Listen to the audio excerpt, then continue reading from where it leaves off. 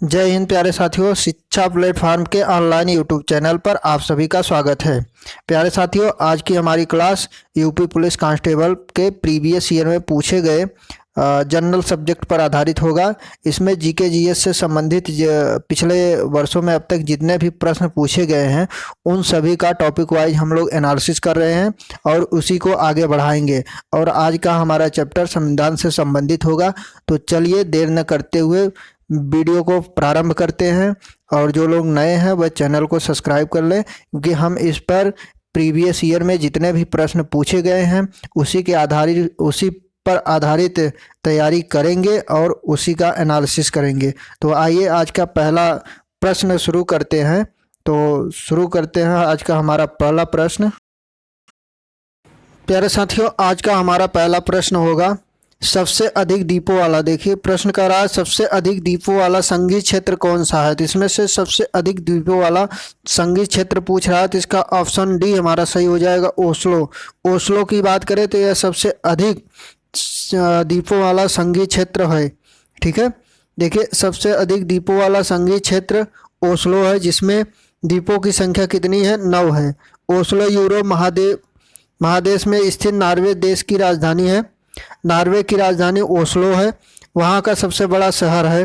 ठीक है, और वहाँ का सबसे बड़ा शहर भी कौन सा है, ओस्लो है। स्विट्जरलैंड की राजधानी बर्न है। यहाँ पे द्वीपों की संख्या की बात करें तो 6 है। ठीक है, बात करें हमारे नेक्स्ट प्रश्न की, तो अगला प्रश्न हो जाएगा। प्रश्न कह रहा है किस महाद्वीप के मूल निवासियों को माओरी कहा जाता है। माओरी देखिए ऑस्ट्रेलिया कहा जाता है, ऑप्शन ए सही हो जाएगा, ऑस्ट्रेलिया। माओरी मुख्यतः न्यूजीलैंड तथा ऑस्ट्रेलिया महाद्वीप में निवास करने वाली जनजाति है। तो न्यूजीलैंड आएगा तो उसको मार सकते हैं, और नहीं तो ऑस्ट्रेलिया। ठीक है, बात करें हमारे अगले प्रश्न की, तो हमारा अगला प्रश्न हो जाएगा। प्रश्न कह रहा है कि पिग्मी निवासी, देखिए पिग्मी निवासी किस देश में पाए जाते हैं। तो पिग्मी निवासी जो होते हैं वह कहाँ पाए जाते हैं, विषुवत रेखीय प्रदेशों में पाए जाते हैं। ठीक है, पिग्मी मध्य अफ्रीका विषुवत रेखीय प्रदेश में पाई जाने वाली एक जनजाति है। ठीक है, इन जनजातियों का औसत कद 150 सेंटीमीटर तथा इनकी लंबाई कम, नाक चपटे तथा बाल घुंघराले होते हैं। पिग्मी जनजाति बेसिकली कहाँ पे पाए जाते हैं, तो विषुवत रेखीय प्रदेशों में पाए जाते हैं, मध्य अफ्रीका में। ठीक है, बात करें नेक्स्ट प्रश्न, किसे गार्डन सिटी कहा जाता है। देखिए गार्डन सिटी की जब भी बात करेगा तो ऑप्शन ए सही हो जाएगा, शिकागो। शिकागो को गार्डन सिटी के नाम से जाना जाता है। ठीक है, तो हमारा ऑप्शन ए सही हो जाएगा, शिकागो। ठीक है, बात करें शिकागो के बारे में, देखिए शिकागो संयुक्त राज्य अमेरिका का तीसरा सबसे बड़ी आबादी वाला शहर है। ठीक है, इसे गार्डन सिटी के नाम से जाना जाता है। भारत देश की राजधानी जयपुर को पिंक सिटी के नाम से जाना जाता है। ठीक है, बात करें नेक्स्ट प्रश्न की, तो हमारा अगला प्रश्न हो जाएगा। प्रश्न कह रहा है कि रिक्टर स्केल, देखिए प्रश्न बार बार घूम के आ रहा है। रिक्टर स्केल से भूकंप की तीव्रता को नापा जाता है, ऑप्शन डी हमारा सही हो जाएगा। ठीक है, देखिए रिक्टर स्केल द्वारा भूकंप की तीव्रता को मापा जाता है। वायु की गति को एनीमोमीटर द्वारा मापा जाता है, और समुद्र की गहराई को फेदोमीटर। शरीर के तापमान की बात करें तो थर्मामीटर। ठीक है, बात करें नेक्स्ट प्रश्न की, तो अगला हमारा प्रश्न हो जाएगा। प्रश्न कह रहा है कि पेंगुइन जो एक न उड़ने वाली समुद्री चिड़िया है, मुख्यतः कहाँ पाई जाती है। तो कहाँ पे पाई जाती है, अंटार्कटिका क्षेत्र में पाई जाती है। ठीक है, देखिए अंटार्कटिका क्षेत्र में पाई जाती है, ऑप्शन ए हमारा सही हो जाएगा। अंटार्कटिका क्षेत्र में पेंगुइन न उड़ने वाली एक चिड़िया जो अंटार्कटिका क्षेत्र में पाई जाती है। हालांकि सभी पेंगुइन प्रजातियों का मूल निवास दक्षिणी गोलार्ध है। ठीक है, लेकिन कुछ प्रजातियां शीतोष्ण और ठंडे प्रदेशों में भी पाई जाती हैं। बात करें नेक्स्ट प्रश्न की, तो हमारा अगला प्रश्न हो जाएगा zone of SAARC. Zone of SAARC देखिए कहाँ पे स्थित है, ये पूछ रहा है, तो फ्रांस में स्थित है। ठीक है, जोन ऑफ सार्क कहाँ है, फ्रांस में स्थित है। बात करें नेक्स्ट प्रश्न की, तो हमारा अगला प्रश्न है वायु के मार्ग में आने वाले पहाड़ों की उपस्थिति से वर्षा होने की क्रिया को क्या कहते हैं।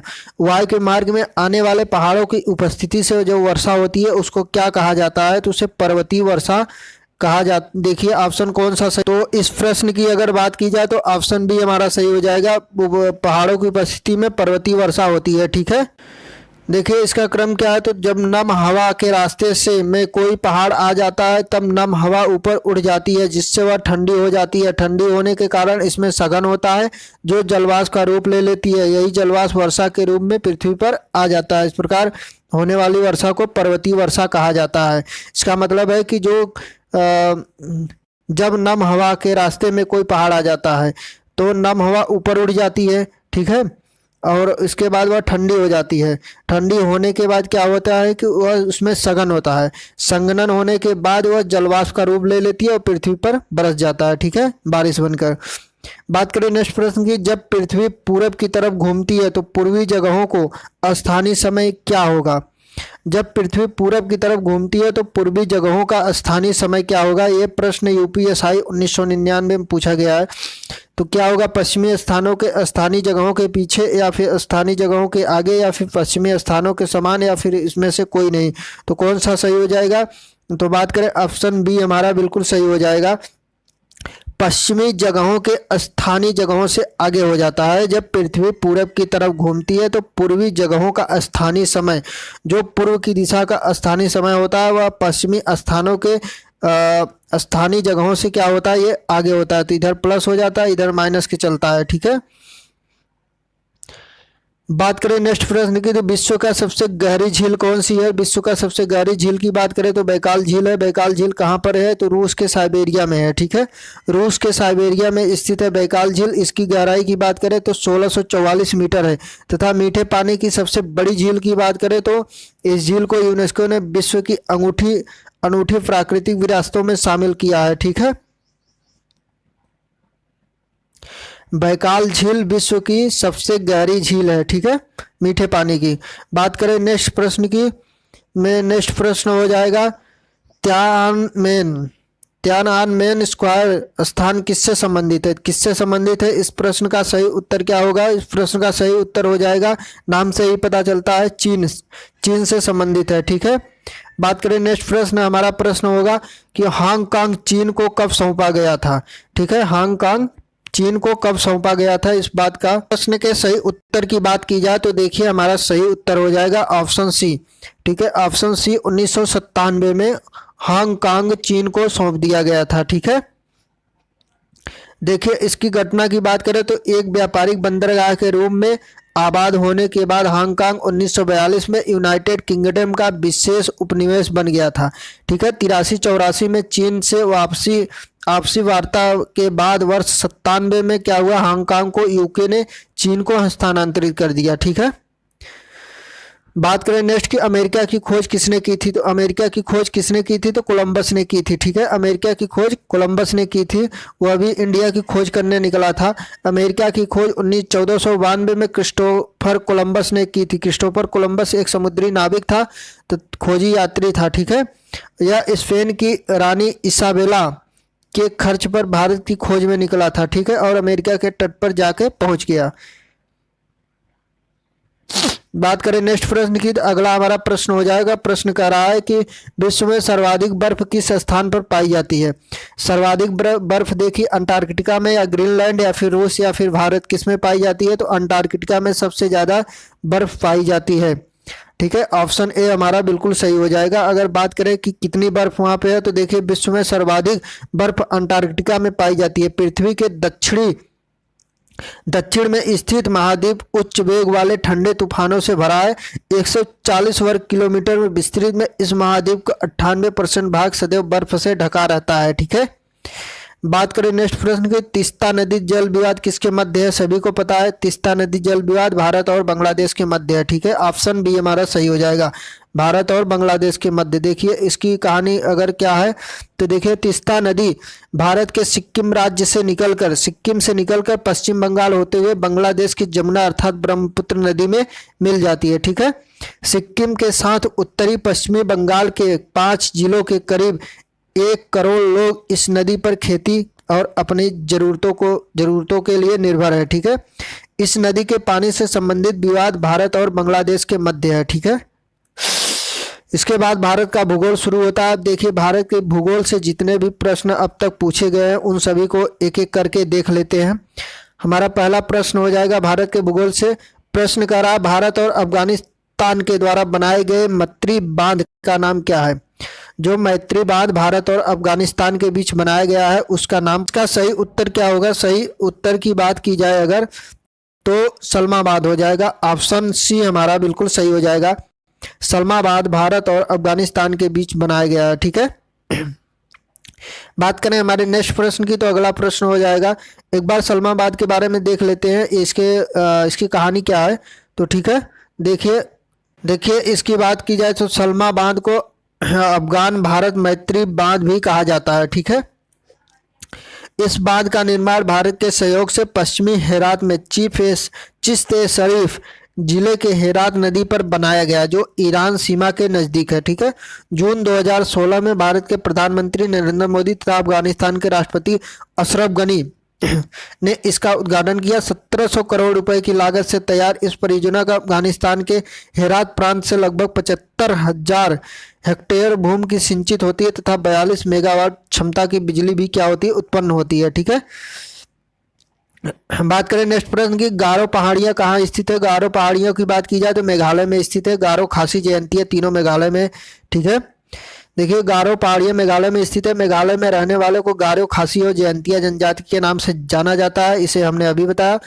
ठीक है, खासी पहाड़ी पर मेघालय की राजधानी शिलांग तथा चेरापूंजी स्थित है। ठीक है, चेरापूंजी की बात करें तो कहाँ पे, खासी पहाड़ी पे, और शिलांग भी। बात करें नेक्स्ट प्रश्न की, तो हमारा अगला प्रश्न हो जाएगा, प्रश्न कह रहा है, प्रश्न है कि भारतीय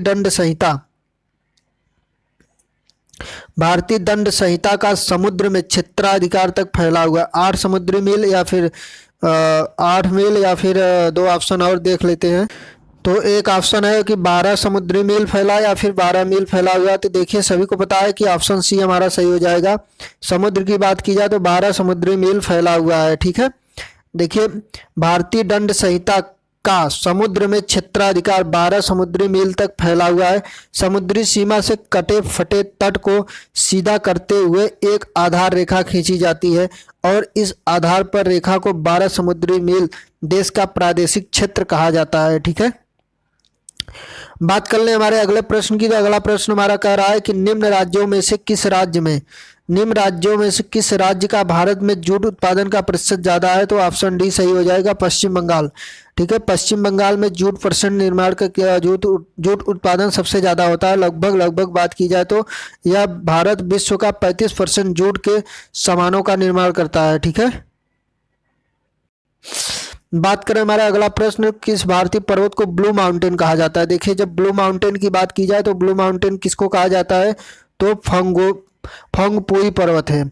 ठीक है, फंगपुई पर्वत कहाँ पर है, तो देखिए फंगपुई पर्वत जो है जिसे ब्लू माउंटेन कहा जाता है, या पूर्वोत्तर भारत की लसाई पर्वतमाला मिजोरम राज्य का सबसे ऊंचा पर्वत है। ठीक है, ब्लू माउंटेन पर्वत की बात करी जाए तो मिजोरम राज्य में पाया जाता है, मिजोरम का सबसे ऊंचा पर्वत है और यह 2157 मीटर ऊंचा है, जो दक्षिण पूर्व मिजोरम में बर्मा सीमा पर स्थित है। ठीक है, मिजोरम राज्य के लंगथाई जिले में फंगफुई राष्ट्रीय उद्यान उद्यान के अंतर्गत संरक्षित किया गया है इसे। तो फंगपुई की बात करें, ब्लू माउंटेन पर्वत कहाँ पे है, तो मिजोरम में पाया जाता है। ठीक है, बात करें हमारे नेक्स्ट और अगले प्रश्न की, तो अगला प्रश्न हमारा हो जाएगा कि नीलगिरी पर्वत निम्न में से किस प्रकार के पर्वत का प्रतिनिधित्व करता है। नीलगिरी पर्वत की बात की जाए तो यह पश्चिमी घाट, ठीक है, फाल्ट पर्वत होता है। नीलगिरी पर्वत की बात की जाए तो किस प्रकार पर्वत है, तो यह फाल्ट पर्वत है। और देखिए पश्चिमी घाट का पर्वत है, वास्तविक पर्वत श्रेणी नहीं है, पश्चिमी घाट का पर्वत नहीं है, यह प्रायद्वीपीय पठार का एक भ्रंश कगार है। ठीक है, भारत के पश्चिमी घाट के पर्वतमाला के रूप में प्रसिद्ध नीलगिरी पर्वत भारत के तमिलनाडु राज्य का एक प्रमुख पर्यटक स्थल है। नीलगिरी पर्वत वास्तव में अवशिष्ट पर्वतों चट्टानों अपरदन के फलस्वरूप इसका निर्माण होता है। ठीक है, तो बात करें नेक्स्ट प्रश्न की, तो अगला प्रश्न हमारा हो जाएगा, बात करें प्रश्न का, देखिए नीलगिरी पर्वत किस प्रकार के पर्वत का प्रतिनिधित्व करता है, तो फाल्ट पर्वत, इसका ऑप्शन सी सही था। नेक्स्ट प्रश्न है, निम्नलिखित में से कौन सा भारत का सबसे स्थिर पठार है। सबसे स्थिर पठार की बात की जाए तो कौन सा सही हो जाएगा। देखिए जब भी भारत के सबसे स्थिर पठार की बात करेगा तो ऑप्शन सी सही हो जाएगा, दक्कन का पठार। ठीक है, दक्कन का पठार सबसे स्थिर पठार है। देखिए दक्कन का पठार भारत के सबसे स्थिर पठार है। यह विशाल प्रायद्वीपीय पठार के नाम से जाना जाता है। यह पठार त्रिभुजाकार है। इसकी उत्तरी सीमा सतपुड़ा और विंध्य पर्वत श्रृंखला और पूर्व और पश्चिम की सीमा क्रमशः पूर्वी घाट एवं पश्चिमी घाट निर्धारित है। ठीक है, पूर्व की सीमा में पूर्वी घाट, पश्चिम की सीमा में पश्चिमी घाट और उत्तर की सीमा में सतपुड़ा और विंध्य पर्वत है। ठीक है, यह 8 राज्यों में फैला हुआ है। इसका निर्माण क्रेटेशियस युग के ज्वालामुखी उद्गार से निकलने के कारण हुआ है। तो सबसे स्थिर दक्कन का पठार। बात करें नेक्स्ट, हमारा अगला प्रश्न हो जाए। प्रश्न कर रहा है कि कौन सी नदी हैदराबाद शहर से होकर बहती है। तो मूसी नदी है। ऑप्शन ए हमारा सही हो जाएगा।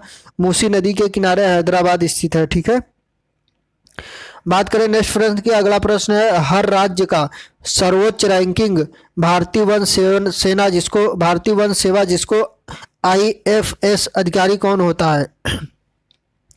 भारतीय वन सेवा का IFS अधिकारी का बात कर रहा है तो ऑप्शन ए वन सेवा प्रमुख हो जाएगा। ऑप्शन ए हमारा सही हो जाएगा, वन सेवा प्रमुख। ठीक है, बात करें नेक्स्ट प्रश्न की। तो अगला प्रश्न हमारा हो जाएगा। प्रश्न कर रहा है कि मोनाजाइट रेत से निकला थोरियम किन चट्टानों के विघटन से निर्मित होता है। तो ये देखिए प्रीकैम्ब्रियन हो जाएगा। ऑप्शन डी हमारा सही हो जाएगा। मोनाजाइट की जब भी बात करेगा तो प्रीकैम्ब्रियन। ठीक है, प्रीकैम्ब्रियन चट्टानों के विघटन से इसका निर्माण होता है। बात करें हमारे अगले प्रश्न की। तो अगला प्रश्न हमारा हो जाएगा, भारत की विभिन्न नदियों में जल की गुणवत्ता सुधारने के लिए पर्यावरण एवं वन मंत्रालय की प्रमुख योजना कौन सी है। नदियों की जल की गुणवत्ता को सुधारने के लिए जो पर्यावरण एवं वन मंत्रालय ने एक प्रमुख योजना की शुरुआत की है, कौन सी है। नदी इंटरलिंक और जल गुणवत्ता कार्यक्रम, या फिर राष्ट्रीय जल विकास योजना, या फिर नदी क्षेत्र विकास योजना, या तो एक ऑप्शन और है। ऑप्शन कह रहा है कि राष्ट्रीय नदी संरक्षण योजना। राष्ट्रीय नदी संरक्षण योजना, तो यही हमारा क्या हो जाएगा, सही उत्तर बिल्कुल सही हो जाएगा, ऑप्शन डी। जो नदियों की जल की गुणवत्ता को सुधारने के लिए राष्ट्रीय नदी जल संरक्षण योजना की शुरुआत की गई है। ठीक है, बात करें नेक्स्ट प्रश्न की। अगला प्रश्न हमारा है कि बहुत अधिक नमी और भारी वर्षा वाली गर्म उष्णकटिबंधीय स्थिति किस फसल के लिए अनुकूल जलवायु है। ठीक है, बहुत अधिक नमी, भारी वर्षा और गर्म उष्णकटिबंधीय फसल कौन सी होती है। तो ऑप्शन डी सही हो जाएगा, जूट। ठीक है, जूट की खेती के लिए अनुकूल जलवायु होती है। देखिए जूट की खेती की बात करें तो गर्म और नम जलवायु की आवश्यकता होती है तथा इसके लिए 25 से 35 डिग्री सेंटीग्रेड ताप और 90% आर्द्रता होनी चाहिए। जूट की खेती के लिए 150-200 सेंटीमीटर वर्षा की आवश्यकता होती है। भारत में जूट का औसत उपज लगभग 21.94 kg प्रति हेक्टेयर है। ठीक है, जूट की बात करें तो 21.94 kg प्रति हेक्टेयर, जिसमें पश्चिम बंगाल प्रथम स्थान पर है। पश्चिम बंगाल जूट उत्पादन में प्रथम स्थान पर है। बात करें नेक्स्ट प्रश्न की। अगला प्रश्न हमारा हो जाएगा, प्रश्न कह रहा है कि तो हमारा नेक्स्ट प्रश्न कह रहा है कि जोग जलप्रपात, जोग या गरसुप्पा जिसको कहा जाता है, जलप्रपात निम्नलिखित में से किस राज्य में स्थित है। तो किस राज्य में स्थित है, तो देखिए कर्नाटक राज्य में स्थित है। ठीक है, बात करें किस नदी पर है, तो जोग जलप्रपात भारत के कर्नाटक राज्य में शरावती नदी पर है। इसकी ऊंचाई 250 मीटर है तथा इसका अन्य नाम गरसुप्पा अभी हमने बताया। ठीक है, कर्नाटक में शरावती नदियों पर।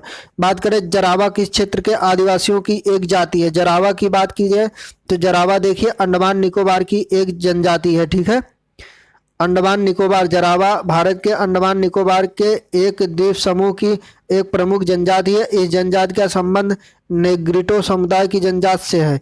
1979 अधिसूचना के द्वारा इसे ट्राइबल रिजर्व एरिया घोषित किया गया है। ठीक है, बात करें नेक्स्ट प्रश्न की। तो हमारा अगला प्रश्न हो जाएगा, प्रश्न कह रहा है कि किस बांध के निर्माण के लिए विश्व बैंक ने शुरू में धन दिया था, परंतु पर्यावरण संबंधी मुद्दों एवं विस्थापितों के पुनर्वास हेतु भूमि अधिग्रहण की अनिश्चितता के चलते बाद में इस परियोजना को हटा लिया गया। तो कौन सा परियोजना था जिसे विश्व बैंक ने धन दिया था। तो देखिए इसके अगर सही उत्तर की बात की जाए तो ऑप्शन ए हमारा सही हो जाएगा, सरदार सरोवर बांध। सरदार सरोवर बांध के निर्माण के लिए विश्व बैंक ने पैसा दिया था। इसके बाद पर्यावरण और भूमि अधिग्रहण के चलते इस परियोजना को हटा दिया गया था। बात करें ये कब की बात है, तो देखिए सरदार सरोवर बांध का निर्माण विश्व बैंक ने शुरू में धन दिया था, परंतु पर्यावरण संबंधी मुद्दों एवं व्यवस्थित पुनर्वास हेतु भूमि अधिग्रहण की अनिश्चितता के बाद इस परियोजना को हटा दिया गया। 17 सितंबर 2017 को प्रधानमंत्री नरेंद्र मोदी ने इस बांध का लोकार्पण किया। इस बांध की ऊंचाई 445 फीट है, 138.68 और लंबाई 1210 मीटर है, जो गुजरात के नर्मदा नदी पर बनाया गया है। यह बांध भारत का तीसरा सबसे ऊंचा बांध कंक्रीट बांध है। ठीक है, बात करें नेक्स्ट प्रश्न की, तो बनिहाल रेलवे सुरंग कहाँ पर स्थित है। बनिहाल रेलवे सुरंग की बात करें तो वह पीर पंजाल रेंज में स्थित है। ठीक है, ऑप्शन डी हमारा सही हो जाएगा। बनिहाल रेलवे सुरंग पीर पंजाल रेंज में स्थित है। इस रेंज सुरंग की लंबाई 11.215 किलोमीटर है, जो जम्मू कश्मीर राज्य के बनिहाल कस्बे से उत्तर हिमालय के पीर पंजाल पर्वतमाला पर निकलती है। बात करें नेक्स्ट प्रश्न की, तो अगला प्रश्न हमारा हो जाएगा लघु हिमालय और बाहरी हिमालय के बीच कपाट किन नामों से जाना जाता है। जो लघु हिमालय है और बाहरी हिमालय, ठीक है, लघु हिमालय की बात करें और बाहरी हिमालय की बात करें किस नाम से जाना जाता है, तो दून के नाम से जाना जाता है। ठीक है, ऑप्शन सी हमारा सही हो जाएगा, दून के नाम से जाना जाता है।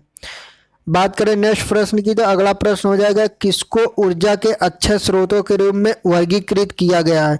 किसको वर्गीकृत किया गया है, सौर, भूतापी, प्राकृतिक, पवन ऊर्जा, किसको वर्गीकृत किया गया है, तो देखिए ऑप्शन ए हमारा सही हो जाएगा, 1, 2 और 3, सौर ऊर्जा, भूतापी और पवन ऊर्जा को, प्राकृतिक गैस को इसमें अच्छे स्रोतों के रूप में वर्गीकृत नहीं किया गया है। ठीक है, बात करें नेक्स्ट प्रश्न की, तो अगला हमारा प्रश्न होगा कि कालाकोट थर्मल पावर स्टेशन किस भारतीय राज्य में स्थित है। कालाकोट थर्मल पावर की बात करें तो जम्मू कश्मीर राज्य में स्थित है। ठीक है, जम्मू और कश्मीर में स्थित है। बात करें नेक्स्ट प्रश्न की, तो भारत में हाल ही में किस ज्वालामुखी का विस्फोट हुआ था।